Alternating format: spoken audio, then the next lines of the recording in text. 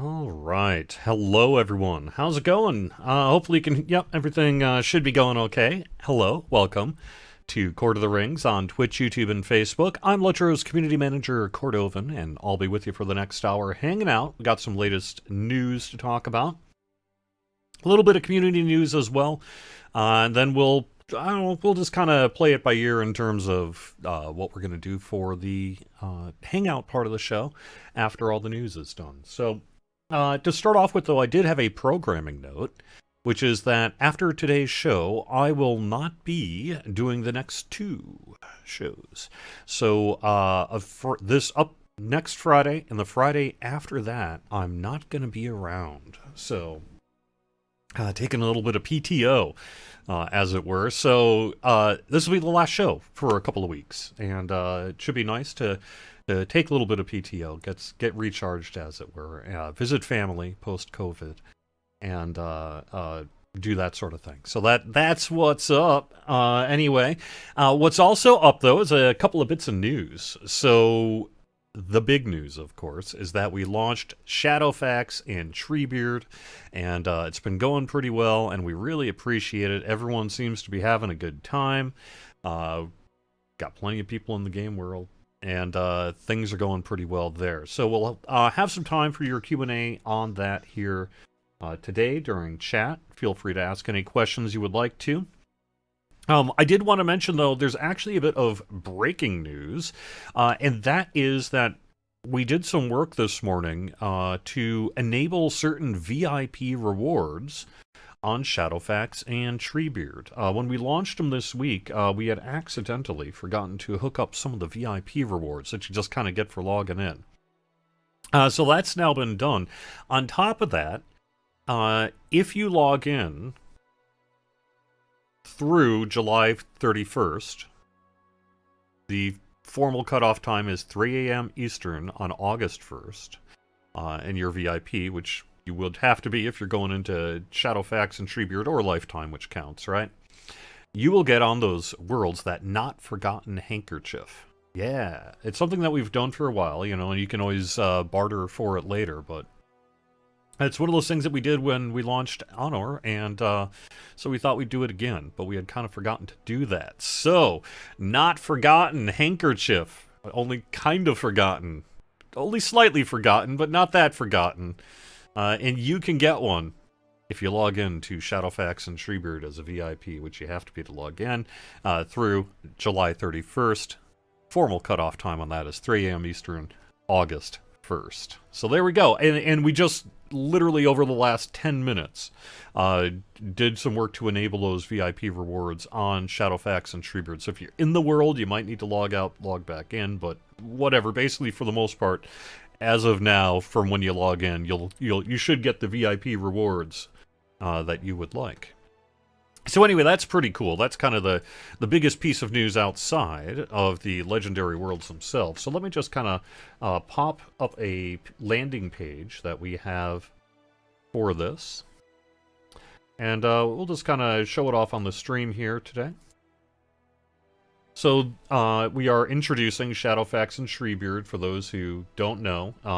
Shadowfax has plus 50% XP, Legendary Item XP, and Mount XP, along with 20% Virtue XP. It unlocks more quickly than normal, about every 2 months. Yes, that means that Shadowfax is going to be meeting Honor sooner rather than later, but still it's happening. It's the quick server. If you want to slow things down, a Treebeard is for you, where you get only 40% of the XP you would normally get. It's a negative 60 reduction in XP, so you get 40% of what you'd expect. So if you expected 100 XP prior, you'll get 40. And then it also unlocks less frequently, about every 5 to 6 months. We've added the landscape difficulty stuff. We're going to be doing a little bit of work on the UI for landscape difficulty, so this screenshot here will actually end up changing slightly. We're going to add back the numbers to 1, 2, 3, 4, 5, 6, 7, 8, 9, 10, just to make it easier to figure out what's up. But the basic idea is if you play at hard or above, or deadly or above, and you reach levels 50 and 130, you'll get special deed granted titles. And you can read more about that on lotro.com legendary. I am looking at a bit of player confusion about the greed danting on the legendary worlds, but let me see.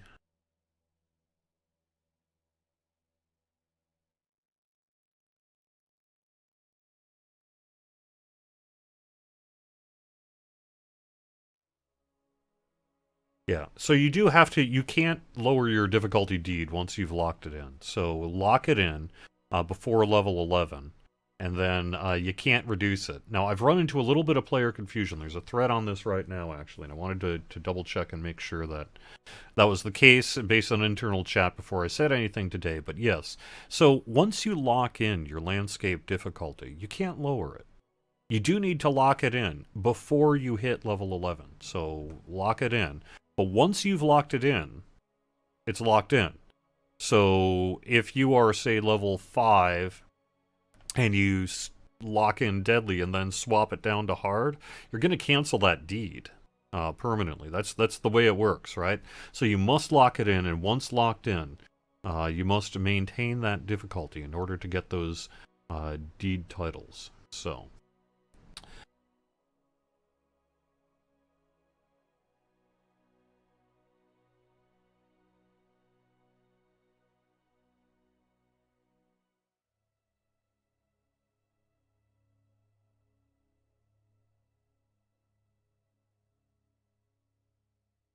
I am looking at chat. Yes, there you go. Can you switch between the deadly difficulties without canceling the deeds? Yes, that should be the case, right? As long as you're meeting the requirements to meet that deed, as long as you don't go below those requirements, you should be okay. And it is just deadly plus difficulty, right? So you should be able to go from deadly 3 to deadly 2, for example. But you can't go from deadly to hard, even if you're level 10. So, there you go.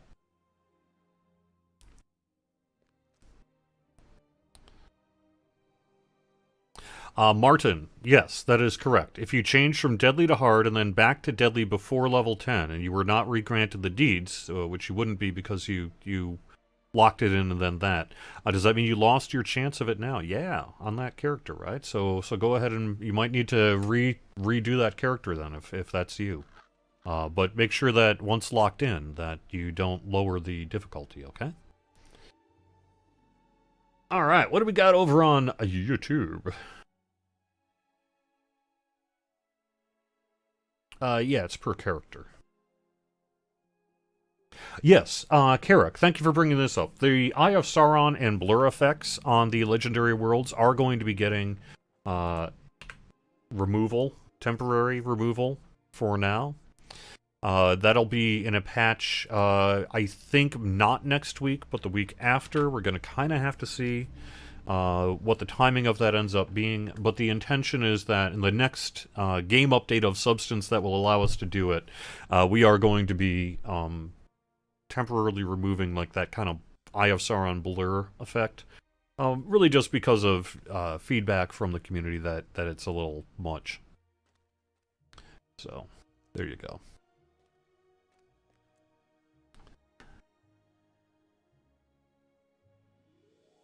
Whoever's designing the ladies' dresses, great job. Someone on Facebook says, thanks, I will pass that along. There's a couple people on the art team in particular who tend to work a lot on that part of the game, so I will pass it along to them. Will we see a revamp of the game graphic engine to today's standard? We've talked about that several times over the years. It's not really plug and play. Now, that doesn't mean that graphic overhauls aren't possible. But you can't really just like an Atari cart or Nintendo cart, pull out one game engine and pop in another, and then all of a sudden have better graphics. That's just not really how it works.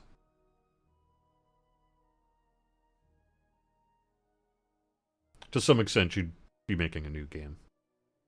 And you might actually be making a new game if you were to go that route. So, yeah. I will pass along the deed book coloration concern from Viper there on Facebook as well. Some of your items give you additional experience. Do these work on Treebeard, or is all combat experience items neutered? It's based on the World XP event. So whatever is going to be impacted essentially by the World XP event is going to be impacted by that reduction. I don't think that items that give you additional experience would be hindered by that. I think you would just get that experience, but I guess I'm not 100% sure. Could the blur effect be toggleable? It largely is right now by toggling on and off post-processing. But no, I think, at least for now, because of our ability to... we can't redo the system in the next week or whatever, right? So we're going to temporarily remove it for now, and then we'll see what happens with it in the future. Speaking of which, I actually saw the other day that the work is being done to bring in the toggle on the UI change that had been done earlier this spring, that we talked a little bit about, a couple months ago now. That should be coming here in the relatively near future, too. I don't know if it'll be the next patch, next couple of patches, or update 31, but it'll be in one of those, I would think. So that's pretty cool.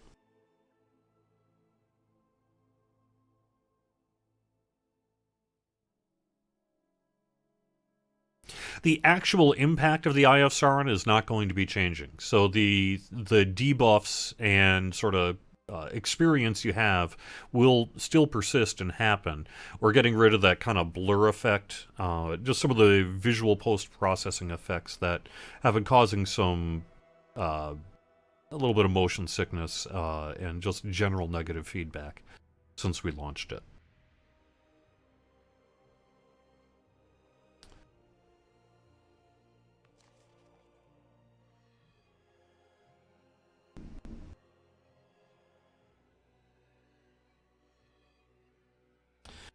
Stefan wants to know basically, if I farm a whole bunch of LI stuff now, can I use it for the new LI revamp?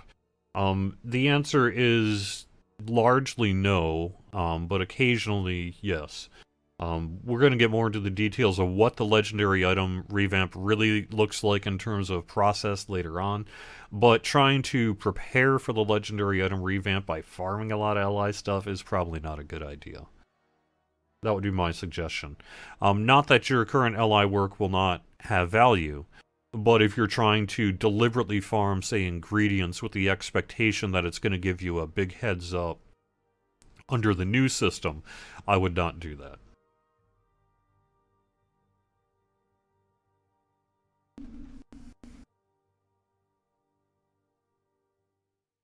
And we'll have a lot more about that in the near future. Am I going to demonstrate the difficulty effects in this stream? Well, I could probably do that. That sounds like something I could do here, Dan Teal.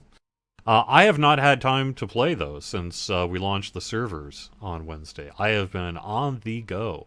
I have not had any game time. So I did roll up a character. That's about it. So, but yeah, maybe we'll do that. Maybe we'll do that. Just see myself get raffle stomped a little bit on stream, huh? Alright. If you don't choose at all, you don't... So here's the whole thing about that landscape difficulty system, right? It is optional. You don't have to do any of that. You can just run it on normal, and you'll be perfectly fine.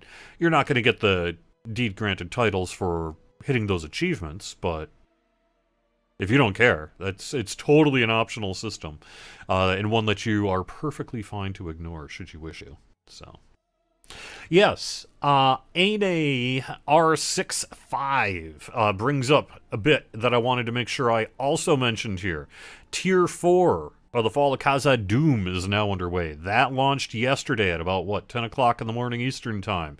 Tier 4 of Fall of Khazad-dûm is now underway on the live worlds of which it is being offered.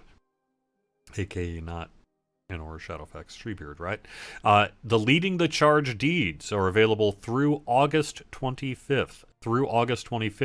When's Tier 5 releasing? Tier 5 will be opening on July 15th. At noon Eastern. So Tier 4 is now underway. Tier 5, July 15th. You can get the Leading the Charge deeds through August 25th. Also, Midsummer is continuing through July 11th. So, that is a thing as well. I did want to mention that we do have a VIP event going on through July 5th. We're running it through the extra day of Monday. So that'll be shut off next Tuesday at 3 a.m. Eastern Time. However, on Treebeard only, the VIP weekend is being replaced with a 25% crafting XP weekend. And that's really just kind of a called an audible on that one, just to help with the purpose of Treebeard. And we're going to be doing that as well. Let me see if I can find that email from yesterday.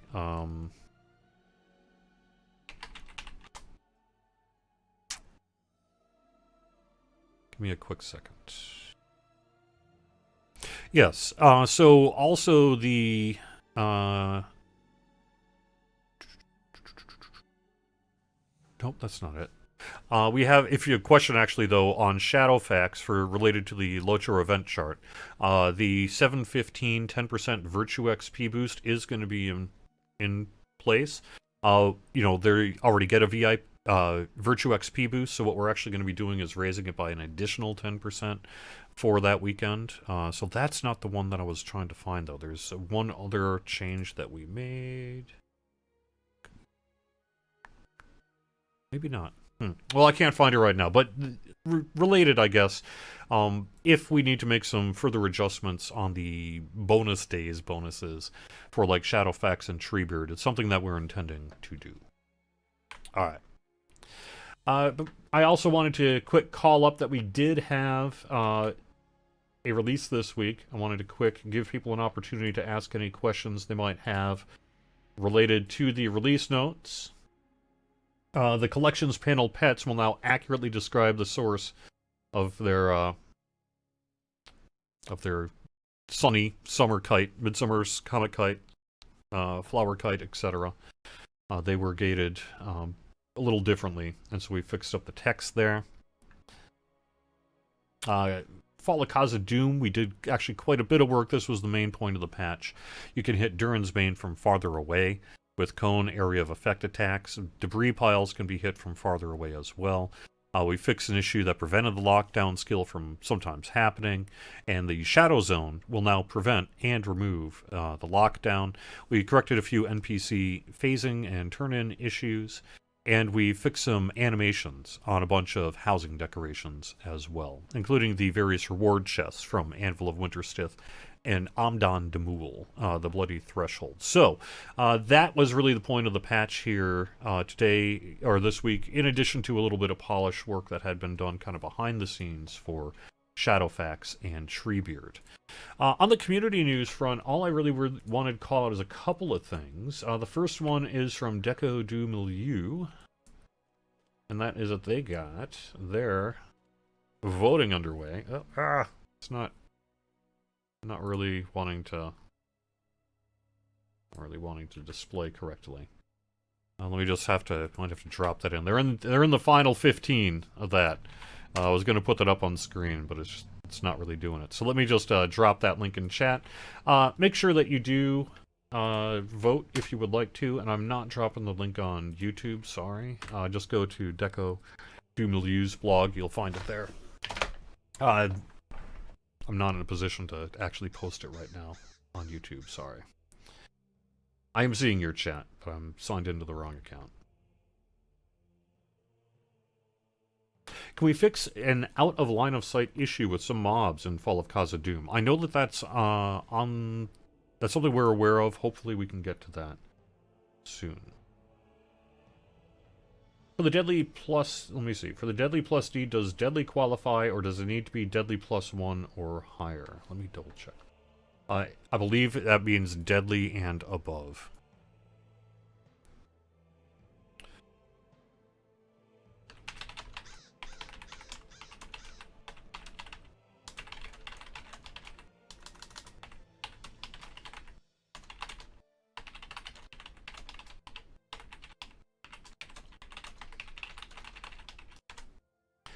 Okay, there we go.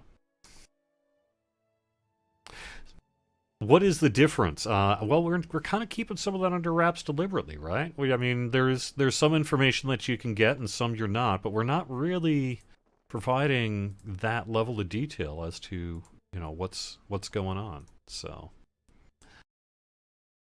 I think I'm not gonna say. I think I'm just not gonna say.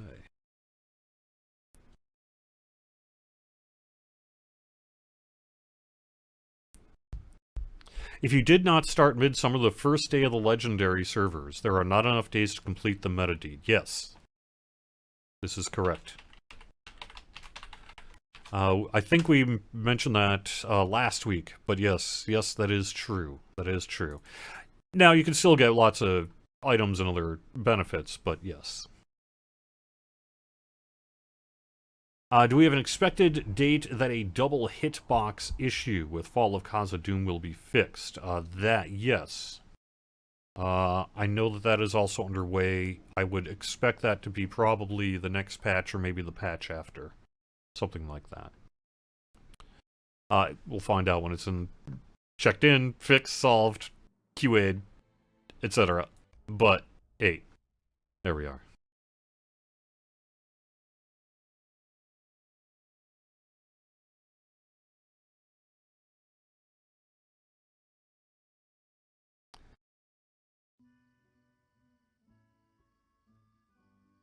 I broke your website, Yao. Oh, I'm sorry. No, I think it was nothing to do with you. It's just the way XSplit Broadcaster kind of called up the page in kind of a weird state. It does that sometimes. It's not always the most reliable thing in the world.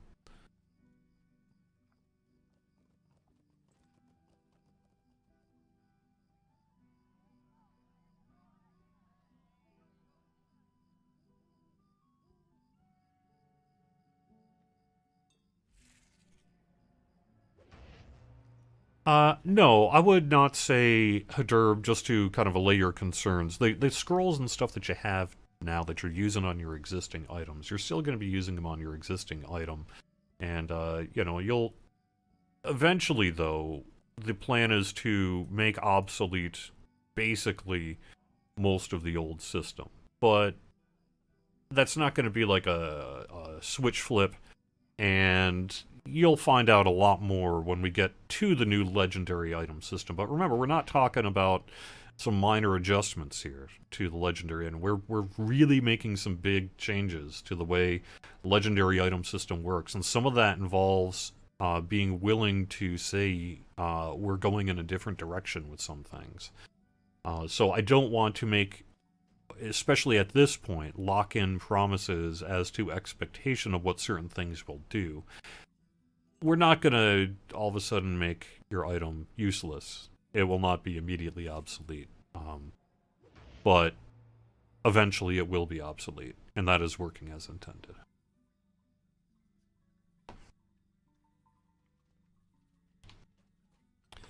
And you'll find out a lot more about that as we get closer to it.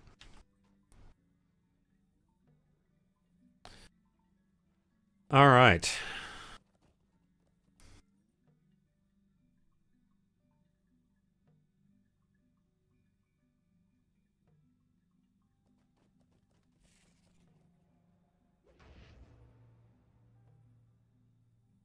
Which has more people, Treebeard or Shadowfax? At the moment, the leader seems to be Treebeard. At the moment, at least these first initial days, Treebeard seems to be the one that's getting more people than Shadowfax, but they're both doing quite well. So we'll see. But yeah, at the moment we do. We've had more people on Treebeard really since it started than on Shadowfax, but they've both been doing real well. So.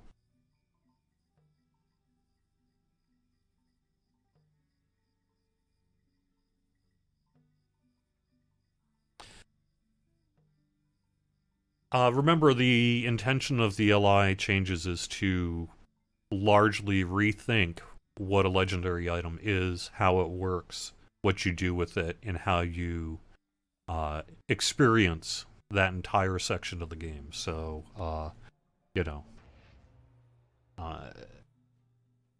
trying to make too many kind of granular promises about X or Y ingredient. Seems really unwise. But it is going to be a legendary item revamp. So, you know, if you're deliberately trying to game the system, for example, by trying to prepare for it by stockpiling a whole bunch of stuff, I wouldn't. But you'll clearly be able to use the stuff you have, so don't worry about it. At what stage would Deadly be considered for the normal worlds? Undetermined or at a certain stage of Shadowfax and Treebeard? I think it's too early to say on that. The idea is we're debuting it on Shadowfax and Treebeard. We'll see kind of how it goes, what people think, what the play experience is like, and all that other kind of stuff. And then based on that, we'll kind of decide what we want to do, right? So, yeah, too early to tell, really. All right, so because I haven't had an opportunity to play since we opened the Game Worlds on Wednesday, I don't have a character that's really in any place of any forward progress on Treebeard, which means why don't I just set the difficulty to Deadly +6 and get raffle stomped by a moose or something like that at level 3. This is going to be the most ridiculous thing ever, but we're going to do it. So there we go. You can see, you know, basically you just have a few seconds, you can swap it out, so. Would you do something for me? What can I do for you?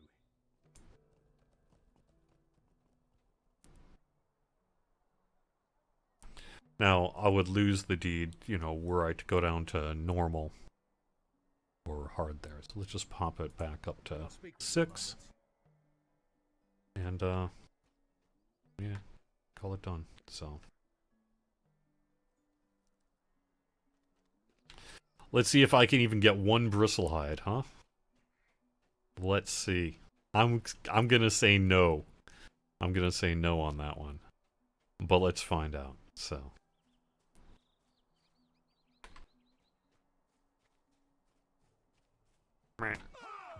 Look at that.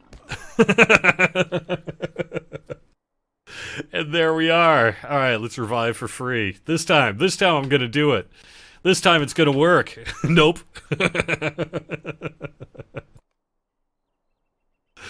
Oh, that's good stuff. Yeah.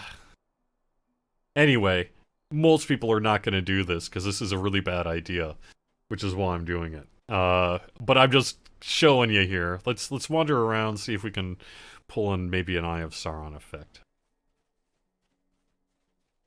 See what happens.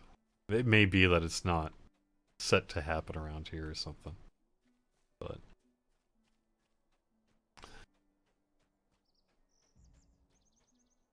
no, I haven't done anything. I literally have not logged into the had the chance to log in. Look at my inventory.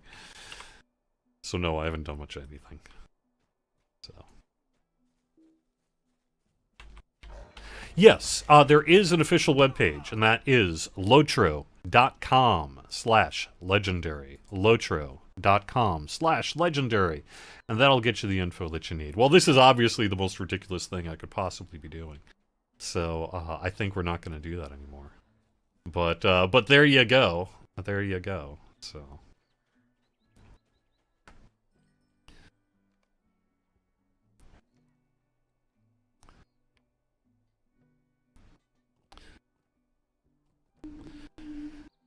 So the Apprentice of Shadows, you know, hard or higher.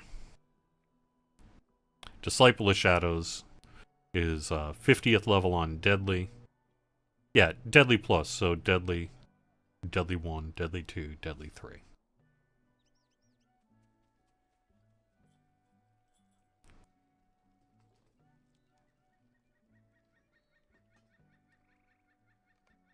Alright, well, anyway, so that's the thing. That's the thing. There was something I was actually going to do here for the show today that I couldn't really do. And that is, I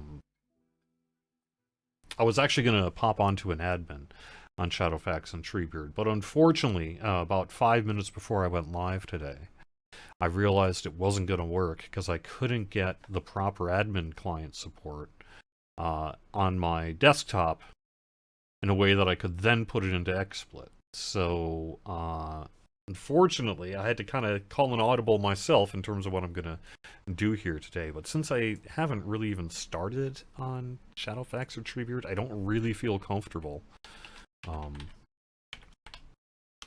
showing it off on stream, because I just have not done any of the work to get a character ready yet.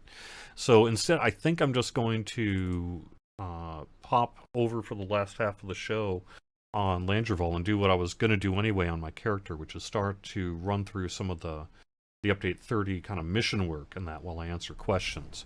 We do have a couple of other bits of community news, though, that I wanted to call out, in part because, remember, I'm heading...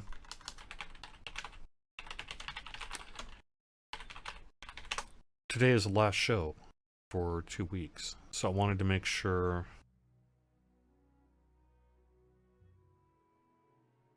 Come on, what's that? I'll find it here. I wanted to make sure I call out a couple of community events that are happening. Most specifically, of course, that being the Weatherstock Concert Series and Weatherstock 13. Let me make sure I call up that page there. So this is the very first one that's going to be happening here. And by the way, I'm assuming that we're going to have streamers streaming the concert. And that being the case, of course, put a shout out in chat and I'll make sure to get that done. So yeah, we got the Weatherstock 13 is the 17th here. And the concert series starts on the 10th. So not this weekend, but next weekend. I don't know if more info is going to call up. Yeah, Weatherstock. Call this up. Now, this is really one of the biggest really concert event of the year. And so I want to make sure that everyone's knows that this is happening. And so there's all the info that you can get about the concert series and that. It's weatherstock.guildlaunch.com. And I know, for example, that I'm assuming... Should I assume? Am I assuming that you're going to be streaming that, Druid's Fire? So...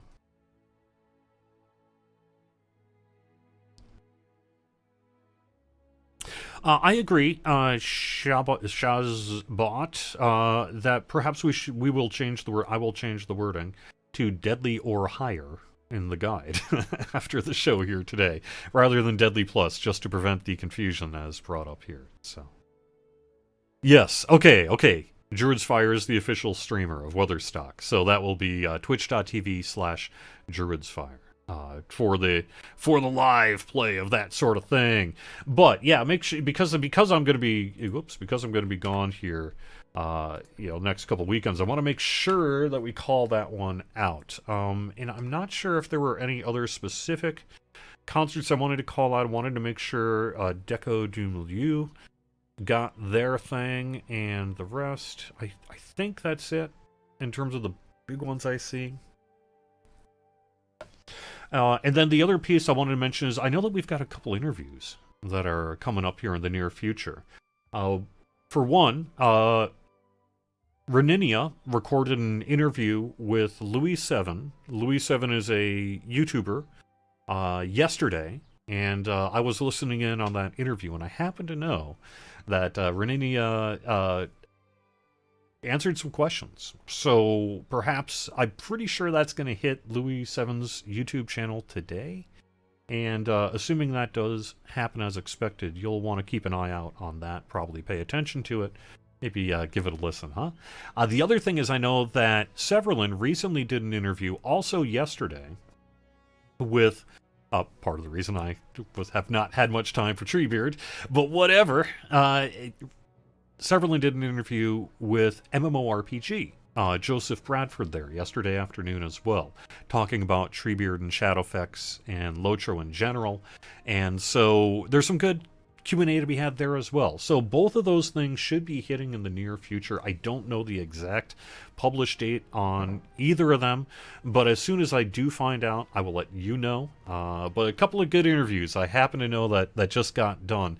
I also wanted to give a shout out, if you would, quick go to GameSpot.com and go click on that Locher article there. Give us a quick view.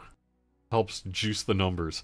Anyway, whatever. GameSpot featured Shadowfax and Treebeard, and they're not small. So thank you so much for GameSpot for doing that as well. So yeah, GameSpot is one of the longest running, biggest video game websites. So maybe the longest running? I don't even know how long. Yeah, sorry, your message unfortunately got deleted because of a link issue. But thank you, Vielander, for bringing that up. And I will go and put that in chat. In your stead. So there you go, there's the link to it. So, I thought that was pretty cool. Alright, well, let's see. What else should I talk about then? Before I just kind of pop on over to Landreval, hang out with you for the last, I guess, 20 minutes of the show or whatever, and go and do that. So, I like this video wallpaper too. It dates, I don't even know where it came from exactly, other than it's dating all the way back to, what, like 2005 or so, in our internal kind of art marketing folders. So I don't know how, like, what the story is, unfortunately, but there you are. Alright, so, yeah, I know this isn't really, I mean, this is kind of, I would have preferred to maybe run on Treebeard or Shadowfax, but I just haven't had time. I was going to run on an admin, but like I said, I ran into a technical issue 5 minutes before I went live today. So there we go. Oh yeah, hey, speaking of, also, howdy Bloodborne, I happen to know that we got an interview also coming up next week with Bloodborne. So Reninia is going to be spending some time on Bloodborne's channel. I believe that is Tuesday, 8 p.m. Eastern, something like that. So there you go.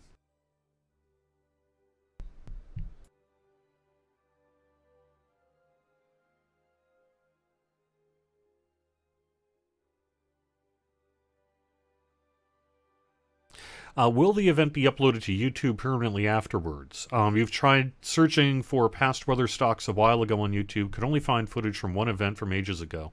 I know that there's lots of weather stock footage from every single year across YouTube and Twitch. You know, obviously one of the bigger concerns with that is, you know, some of these streaming services have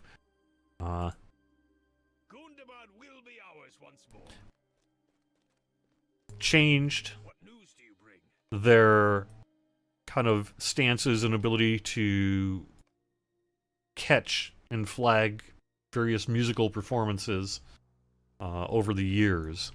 And so it's a little tricky, especially in 2021, to pull off some of that stuff. So it's out there, but in terms of it being uploaded just as a raw file to the official YouTube channel, that probably is not something we would be able to do. So, but that doesn't mean you can't watch it, see it, have fun, hang out. So,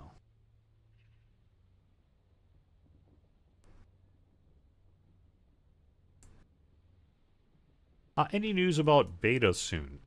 Not soon exactly. It's going to be a little while yet, but I believe one of the next Bullroar previews that we have will actually be a preview of...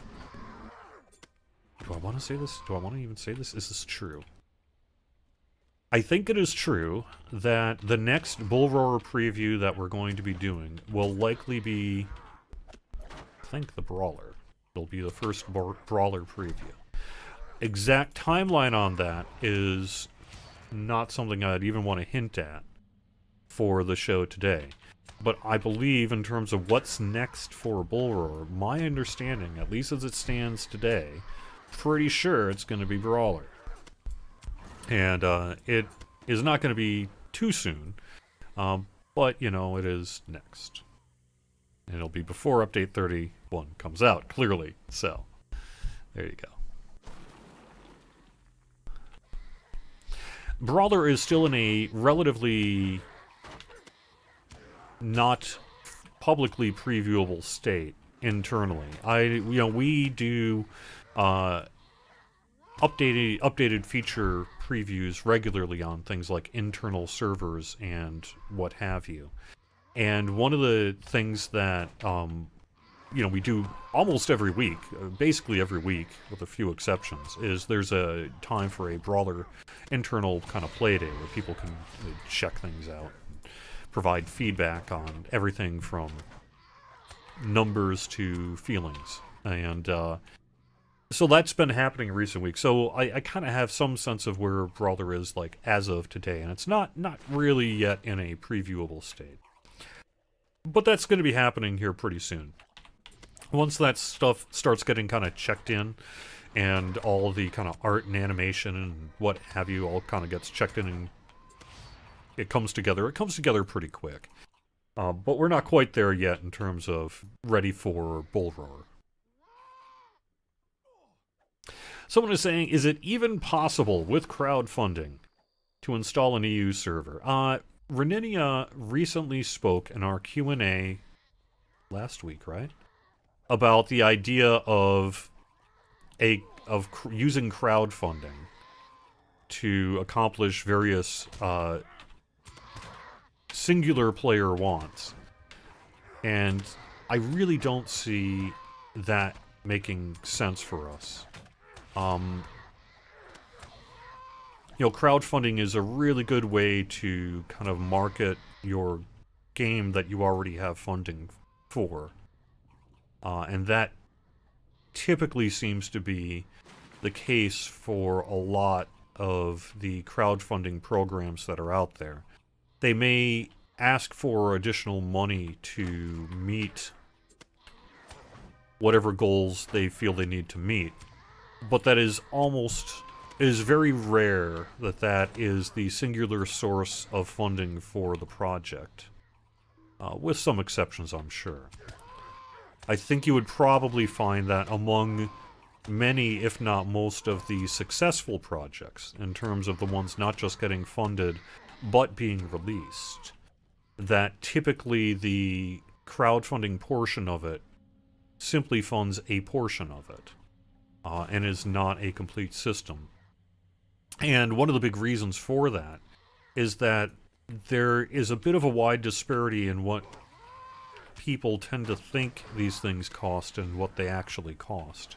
So when you see maybe kind of an indie game that has a $50,000 price tag or something like that, right?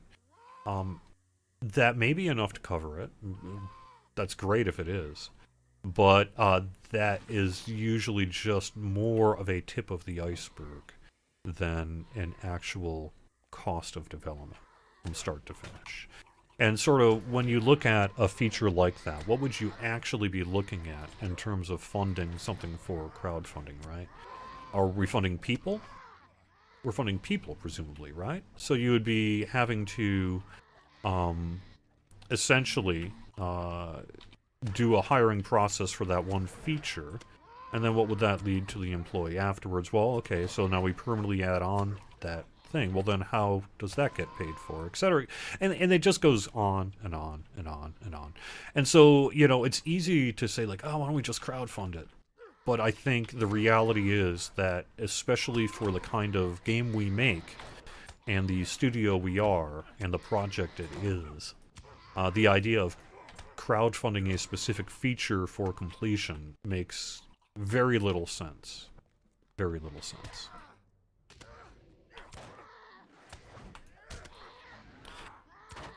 And it has nothing to do with the quality of the feature being suggested either.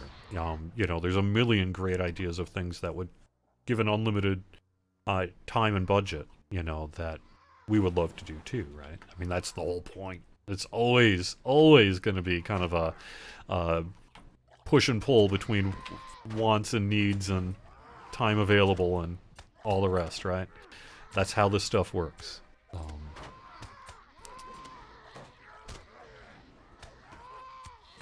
But the idea of like, well, if we just, you know, put up $30,000 or something like that for a EU server, couldn't we get it done? I think the answer is 1, no. 2, not long term.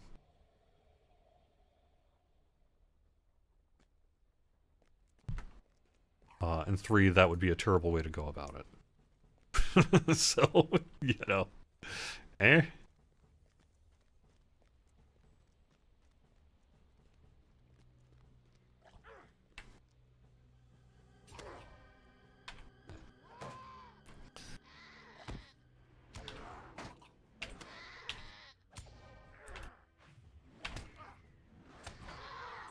That's not to say that potentially that couldn't happen in the future, but I am not aware of any current plans that I guess I'd want to comment on today. Where is that center? Do I need to go? I don't need to go up, do I? Center of the Gabblade. Oops. Yeah. Alright. Wow, that's a thing. Alright. Hello.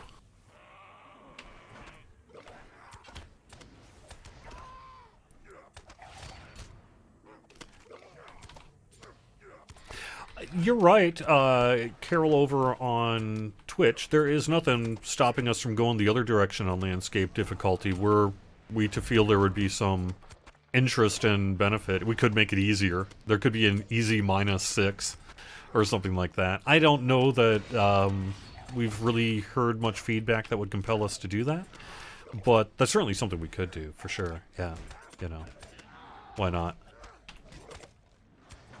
But I think ultimately we're going to see kind of what people want to do, right? And that'll determine whether, if, when it ever gets to these non-legendary worlds. So.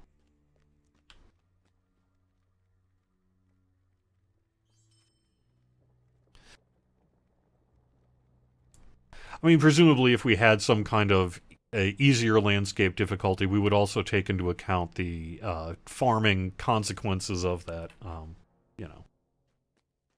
I don't think that's necessarily a deal breaker. What news do you bring? What news do you bring?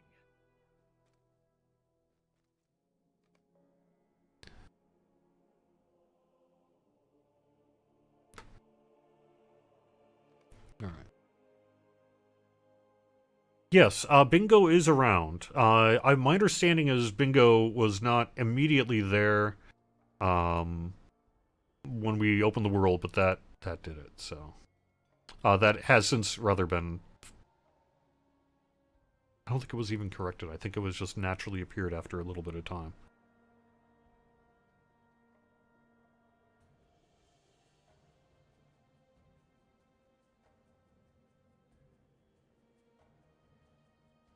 Can we expect a lifetime subscription again? No. I would not expect us to ever do that again.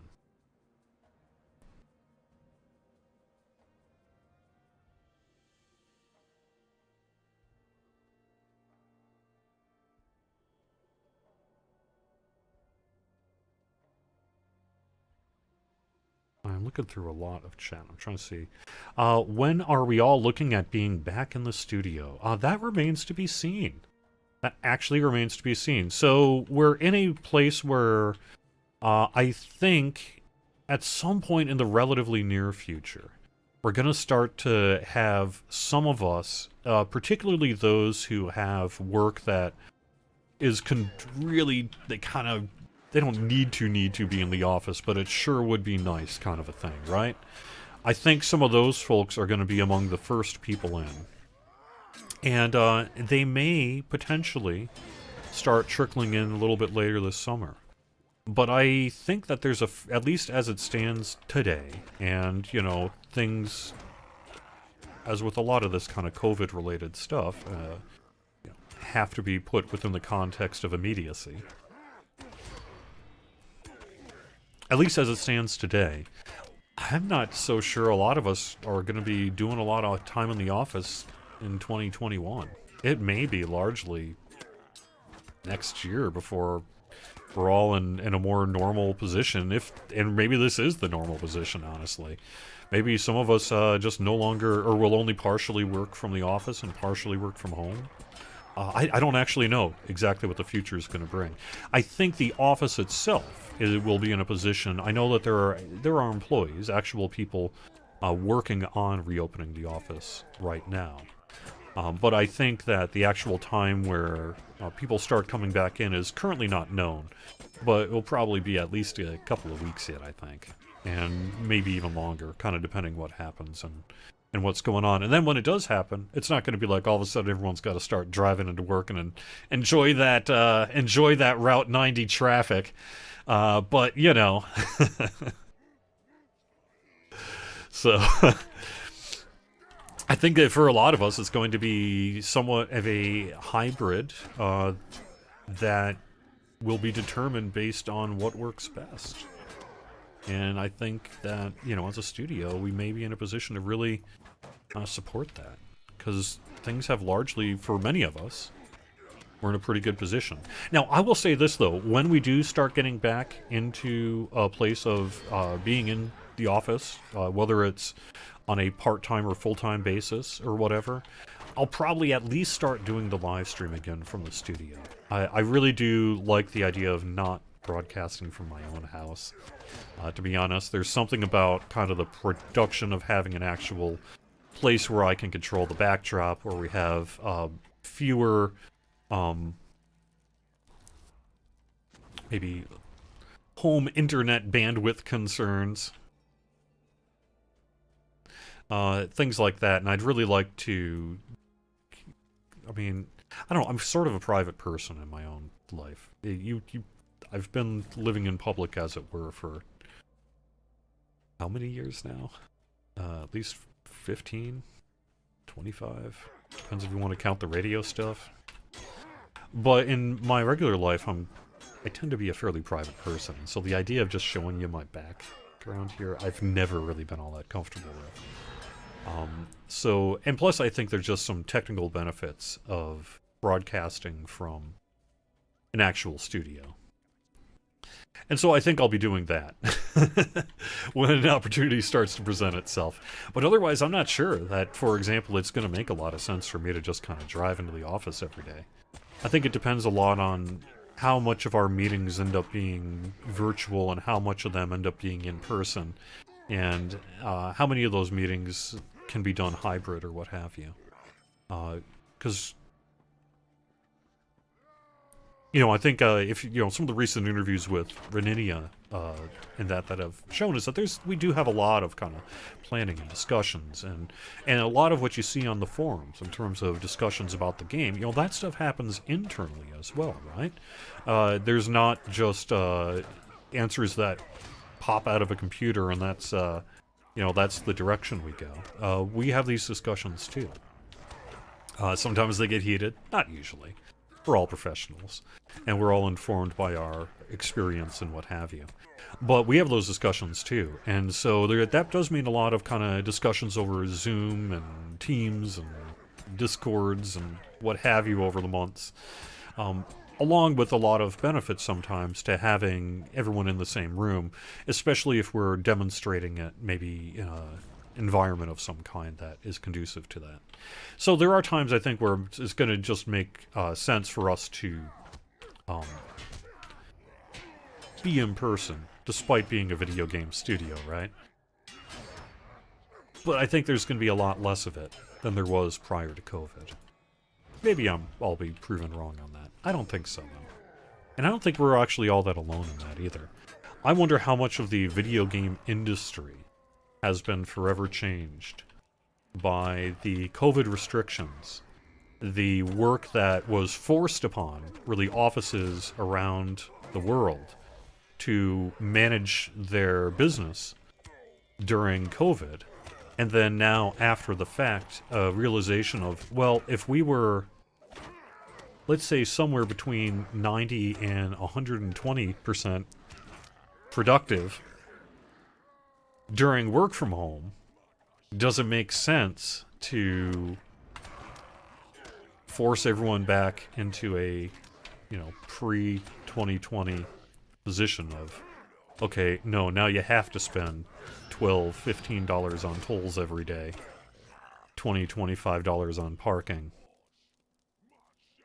45 minutes to an hour and a half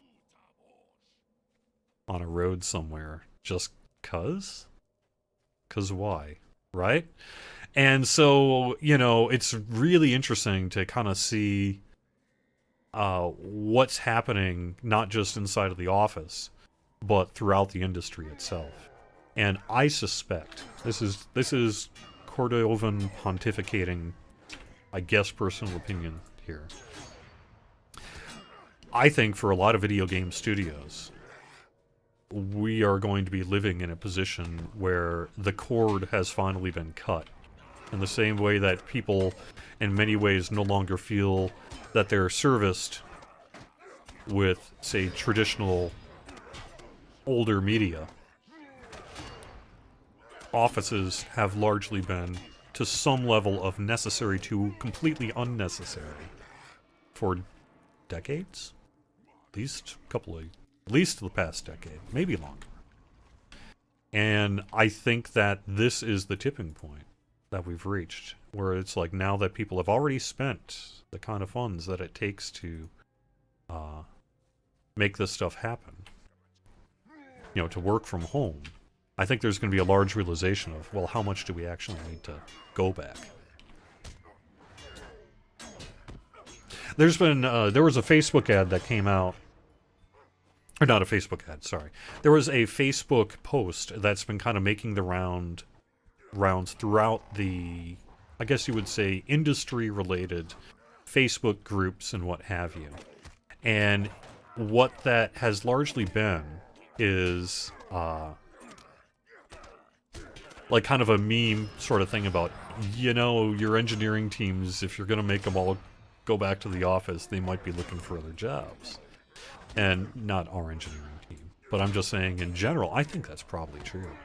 I think there's probably a ton of software engineers out there, and network engineers out there, and people who have some pretty highly skilled knowledge that is of value to a lot of these kind of people, to a lot of these kind of companies, that are now in a position of power to perhaps dictate more than ever the terms of their work conditions. And I think it'll be really interesting to see kind of what the next 6 months or so brings. Cool. There's my final bucket cauldron.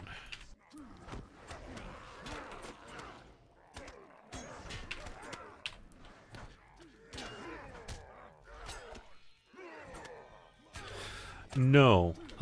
So to Starlight Muse's question about some deeds or quests, will they become available again on Shadowfax and Treebeard that were previously only available when buying legendary expansions? Typically not. Those were time-gated exclusives, explicitly marked legally as such, upon point of sale. So I don't believe that they will, in general, some of the stuff that might have been offered one time historically during Lotro's past with a purchase will be making a comeback on Treebeard and Shadowfax. The same restriction that would, say, prevent us from bringing them back to the non-legendary worlds would still apply in the legendary worlds, I believe, in this case as well.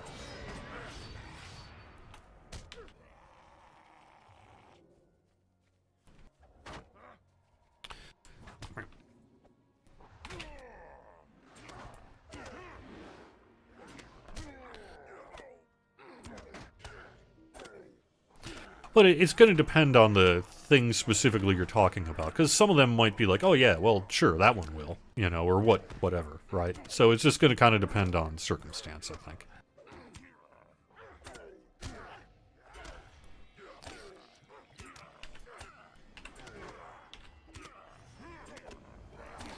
That defiler sure does like sucking away my power, doesn't it?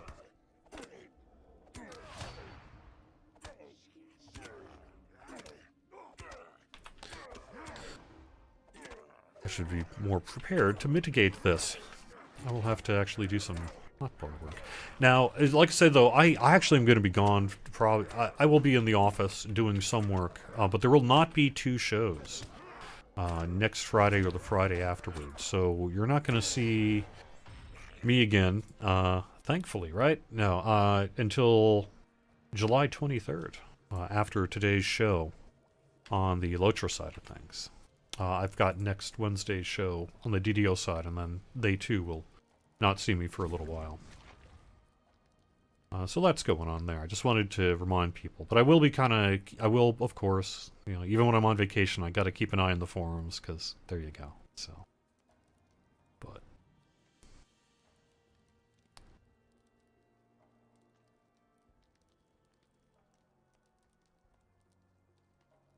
how is the situation in the U.S. related to COVID? I guess I would lead others, just look it up on the news on that. I mean, Massachusetts, where we are, in particular, is doing pretty well. Massachusetts is among the highest rates of vaccination in the United States, and is working pretty good. I can tell you kind of locally, things are going pretty well. But otherwise, I can't speak for the U.S. What do I know?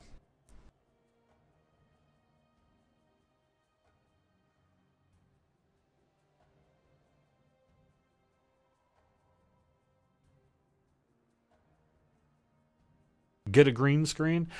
Yeah. So I actually have a green screen that I could put in my backdrop. I did it once this summer. It's mostly, it's kind of difficult to set up, and it depending on the sun conditions, it's not proven to be that effective. But especially when I get back to the office, I think I'll probably bring the green screen back for the production there. Mostly it's just that getting up on chairs to the ceiling and hooking up the green screen every single Friday is just, after a while, it's like, ugh, So I just kind of stopped doing that, but yeah.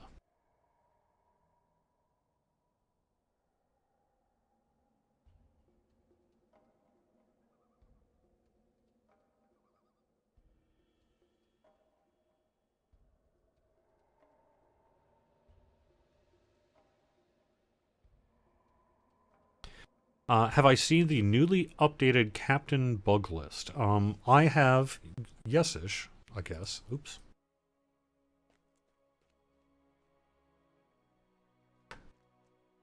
Hail, friend. The answer is yes-ish. What time? Oh, it's 1:05. Wasn't catching the time.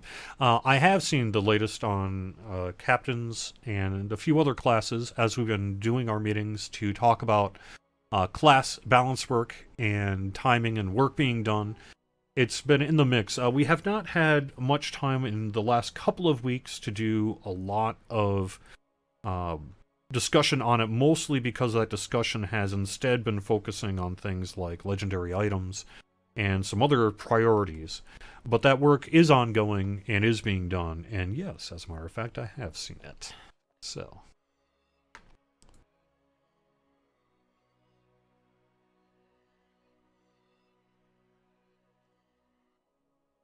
Is it possible to add harder difficulties for raids on legendary servers? We could. That's not something we have chosen to go with, but we'll see.